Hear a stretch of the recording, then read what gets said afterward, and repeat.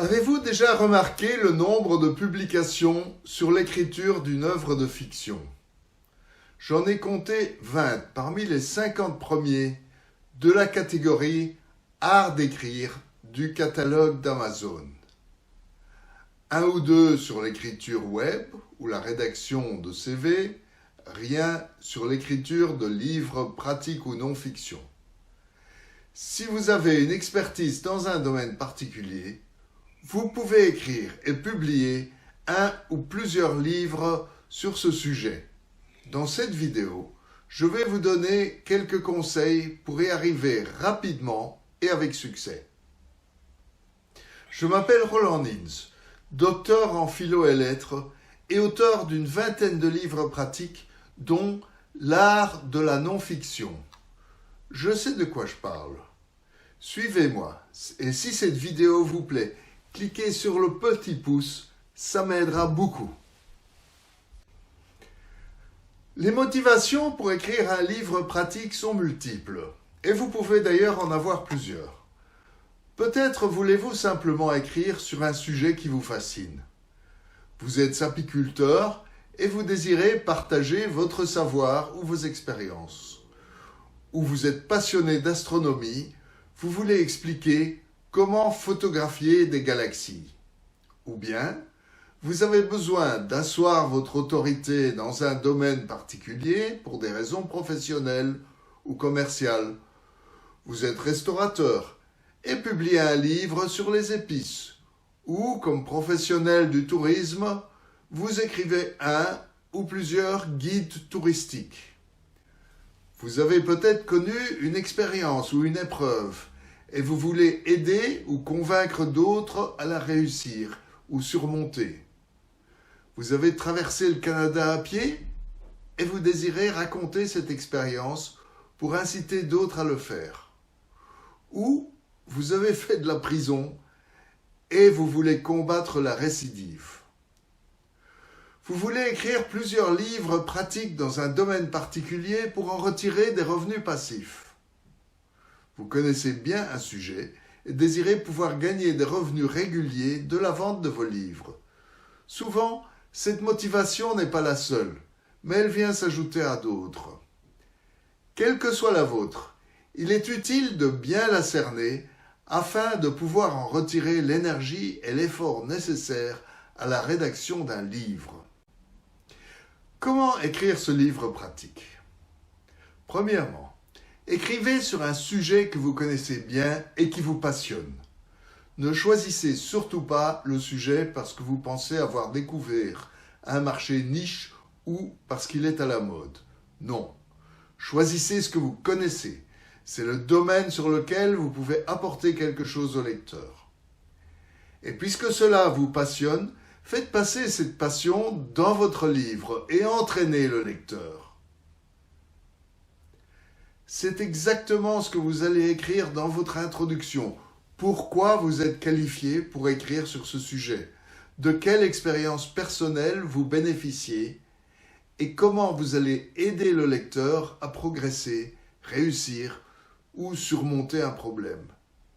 Ajoutez-y une touche personnelle pour lui communiquer votre passion pour le sujet. Alors pour commencer, faites un plan. Pour qui écrit des livres pratiques, un bon plan est encore plus indispensable que pour celui qui écrit un roman. Vous voulez écrire sur l'apiculture, mais allez-vous commencer par la dégustation du miel, c'est quand même le but, ou par une description d'une ruche ou l'histoire de l'apiculture? Le plan vous permettra d'élaguer, de vous débarrasser de tout ce qui n'est pas nécessaire pour arriver à votre conclusion, à la résolution des problèmes que vous cherchez à résoudre pour le lecteur. Ce que vous élaguerez vous donnera d'ailleurs peut-être de la matière pour un autre livre. Le plan vous aidera à écrire et à visualiser votre progression dans la rédaction de votre livre. Vous pourrez voir les points déjà traités et le chemin qu'il vous reste à parcourir, ainsi que le nombre de mots écrits. Écrivez un livre court. Votre but n'est pas d'écrire la somme définitive de toutes les connaissances scientifiques sur le sujet. Contentez-vous d'en éclairer un aspect et d'aider le lecteur à résoudre son problème. J'ai écrit une thèse de doctorat. Ça m'a pris 4 ans et je ne pense pas que ça n'a jamais été lu par plus de 10 personnes. Certains de mes livres pratiques, écrits en 2 mois, ont été achetés et peut-être lus par des centaines de personnes. Le livre court, ce n'est pas non plus un pamphlet ou une brochure publicitaire. Entre 20 000 et 50 000 mots, rarement plus, jamais moins. Mais pourquoi un livre court? D'abord, parce qu'il est vite écrit. Il est plus facilement visualisé et c'est une entreprise qui vous semblera moins insurmontable. Vous connaissez bien l'Espagne et vous pensez écrire un guide touristique. De toute l'Espagne? Non, seulement de l'Andalousie ou bien de Séville. C'est déjà mieux, c'est plus court et plus simple. Un livre court aussi parce que les lecteurs n'ont plus le temps de lire des volumes détaillés sur un sujet. Que voir un Séville en 5 jours? Voilà encore mieux comme guide.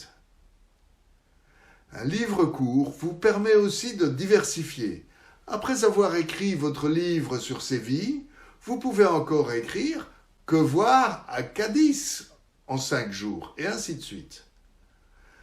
Un livre court se vend moins cher, mais il se vend mieux aussi.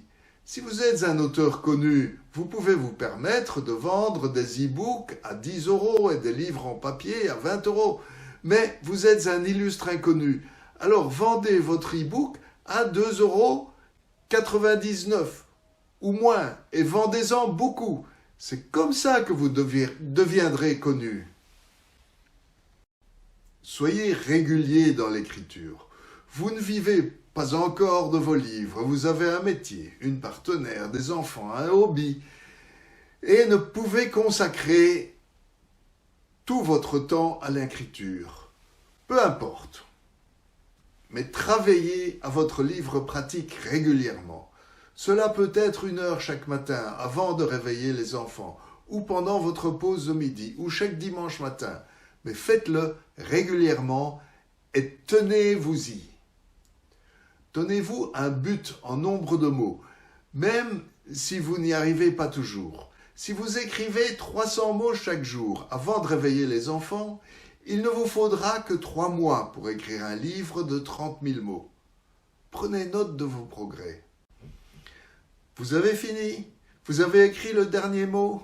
Eh bien, laissez reposer le manuscrit 1 ou 2 semaines et relisez-le ensuite. Vous serez choqué du nombre de fautes que vous trouverez.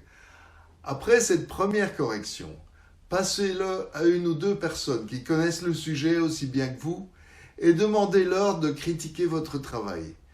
Ils seront vos bêta-lecteurs. Attention toutefois de bien les choisir et de ne pas vous faire plagier. Ensuite, faites corriger le texte par un ou une correctrice professionnelle, si vous en avez les moyens. Sinon, un ou une prof de français, mais quelqu'un de pointilleux. Vous serez encore étonné du nombre de coquilles et de fautes qu'ils trouveront. Et voilà, il ne vous reste plus qu'à réaliser une bonne couverture, faire publier votre livre ou le publier en auto-édition et le vendre. Cela n'est pas une mince affaire, mais c'est le sujet d'autres clips vidéo que je compte produire. J'ai publié L'art de la non-fiction. Si vous projetez d'écrire un livre pratique et que vous désirez approfondir le sujet, je vous invite à le lire.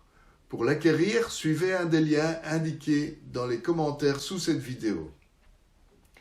Et en vous abonnant à ma newsletter sur www.clepilote.com, vous recevrez gratuitement mon e-book autopublié avec KDP, tout ce que vous avez toujours voulu savoir sans jamais avoir osé le demander. Je vous remercie d'avoir visionné cette vidéo. Si vous avez une question, laissez-moi un message ici en dessous, j'y répondrai, c'est promis. Je vous propose de visionner une autre vidéo qui pourrait vous intéresser ici.